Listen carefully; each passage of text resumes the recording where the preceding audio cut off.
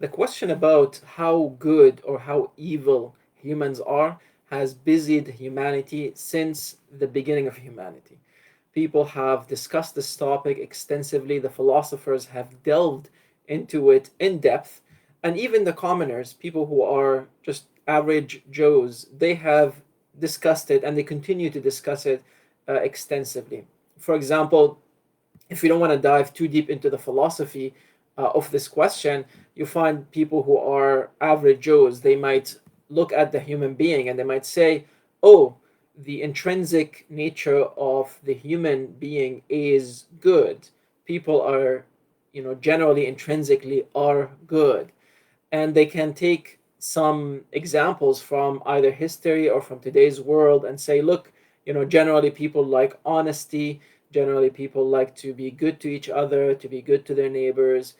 People don't like to see bad things happen to other fellow humans. So that's on the good side. On the argument of the evil, people might say, look, when a child is born, you find them that they're destructive. They grab things really hard, they rip things apart, they fight, they scream at their parents. So that really shows that the intrinsic nature of human beings is evil. Now these arguments, you can look at them as superficial or practical, or realistic or not. Islam, when Islam came to talk about this, Islam gave the answer quite clearly, and it's an answer of hope as well as an answer of justice. So what Islam said is that the human being intrinsically, they have a primary nature of good. Islam called this primary nature, this primary intrinsic nature, fitra, fitra, Fitrah, fitra. And Islam is saying that the human being intrinsically, normal human being, human beings intrinsically, they are upon the fitra. They are upon good, which means that they are good. Now, what ends up happening with time is that that intrinsic nature, that pure core of the human being, gets covered up. So, with sins, with evil doing, with lack of spirituality, with lack of doing good and serving the divine and serving people, what happens is that gradually that fitra gets covered up, slowly, slowly, slowly gets covered up. It is still there, and as it gets covered up more and more, the person tends to lose touch with that sense of good that they have. That means also that the person, if they want to go back to accessing that purity, they have to basically peel off all these layers that have been piled on top of the intrinsic nature, the primary intrinsic nature. Now, when we're talking about these layers, we're talking about spiritual layers. We're not talking about physical layers that need to be peeled off. We're talking about spiritual, metaphysical layers, and we're bringing that understanding through this physical example.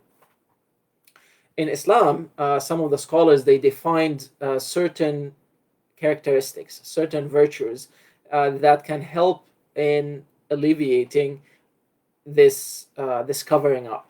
So they said that what covers up this fitra, what covers up this primary intrinsic nature, is what's called the al-muhlikat, the destructive vices. These are things, that evil doings that the human being, if they do, they tend to basically cover that goodness that is in them. And they described many characteristics. Some of them is, for example, the negative jealousy, the envious jealousy. And what that means is that when somebody sees another person with good blessings, with a good house, a good car, a good family, they get this feeling that they want the same as that person, but not just that, they want that person to lose that blessing. So the key here is that they want that other person to lose that blessing, and that's why it's called negative envy, or it's called the negative jealousy or the envious jealousy. There's another type that is good in Islam, which is to basically wish that you have such a blessing, without wishing that that blessing is taken away from that other human being. And the scholars have talked a lot about this type of good jealousy, and they said that it is best if that is practiced when you look at the other person, and look at the blessings that they have from a perspective of Islam, which means that if that person is doing a good act of Islam, then wish for that. Don't just wish for the materialistic things that that other person has, because you never know. That person might have $1 million, and you might wish for that $1 million, and the moment you have it, your personality might turn 180 degrees. So you start using that $1 million to do evil, to cheat people, to steal money, to start oppressing people through some business dealings and whatnot. So wishing merely for the physical, some of the scholars, they said, don't just wish for that. Look for people who are better than you in spirituality and wish for what they have from a spiritual perspective. And don't just look at the people that are better than you from a materialistic perspective, because you never know what can happen. So that's one of the destructive vices. The other one is the arrogance. So feeling that you are better than other people. And that is what's called a disease of the heart, the spiritual heart. And the person should fight that. And there are many methodologies to do that, including some mental exercises that the person can go through, including some physical exercises like fasting, because it humbles the person down a little bit. Those are called the destructive vices. We want to avoid those if we want to access that primary intrinsic nature of goodness that we have. There are the good virtues, they're called the saving virtues, or al-munjiyat, and these are things that the person can do that can help peel off those layers of spiritual coverings that might have stacked up on top of the primary intrinsic nature. Those are many good things, including things such as repentance, basically constantly contemplating and reflecting on one's actions and making sure that they think about what they have done. At the end of the day, before they go to bed, they spend some time and they contemplate their day. Did they do well? Is there something that they want to do better the next day? Did they wrong someone during that day, and should they go back and ask that person to forgive them, or should they go back and return the right of that person to them? For example, did they steal some money and then they decide to go back and give that money back to the person?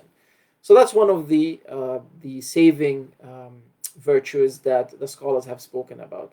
Now, again, the idea is that you want to do both. You don't just want to do saving virtues and at the same time be entangled with destructive vices, because the scholars spoke about the concept of at-takhalli wa tahalli, the concept of removing or stopping evil and then filling that gap or filling that void with good saving virtues.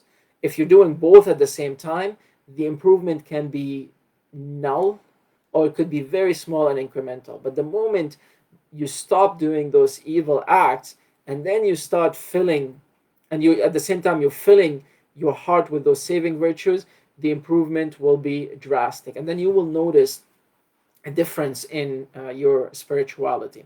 And what that means is that you're going to have faster access, basically higher bandwidth to access that primary intrinsic nature.